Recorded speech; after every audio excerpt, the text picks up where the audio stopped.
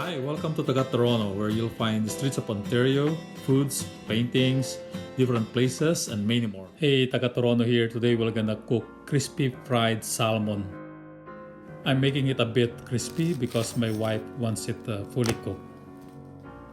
I'm gonna divide this boneless salmon like this, small pieces only. Then I'm gonna coat this a bit with the spices.